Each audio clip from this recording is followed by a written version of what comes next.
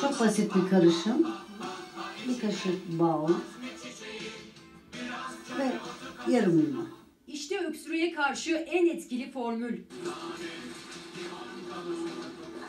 Piyasadaki 19 öksürük şurubu incelendi. Tam 15'inin hiçbir işe yaramadığı ortaya çıktı. Aynı uzmanlar öksürük için mucizevi formülü de verdi. Türk halkının pek de yabancı olmadığı bir formül. Günlerdir inatçı bir öksürükle başınız dertte, içmediğiniz şurup kalmadı ama aslında formülü çok basit. Biraz limon, biraz bal ve biraz da sıcak su. Şu anda soğuk algınlığı için bu havalarda en ideal, en kolay, en basit, hep evinizde bulundurabileceğiniz bir karışım.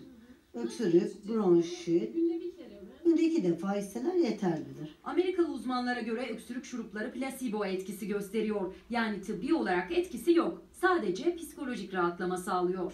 Ben mesela sıcak suyun içine limon sıkıyorum, karabiber atıyorum.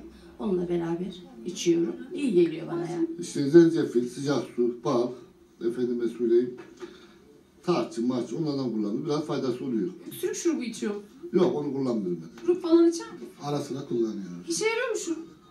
Vallahi işe yarıyor diyorlar da pek yaradığını zannetmiyorum. Amerikalılar bal ve limonu yeni keşfetse de Türkiye'de şuruptan ziyade bitkisel çözümler yaygın. Bir parça limon alırım, az bir suya koyarım, sıcak, ılık. Onu kullandığımı geçerim. Çok da olduğu zaman bal, limon karışımı kullanıp onu içerim. Şurup? Kesinlikle şurup hiç içmem. Pekmez içerim, bal içerim, İyi geliyor mu? limonlu su içerim, zencefil. Öksürük şurubu? Yok, onlar kullanmam.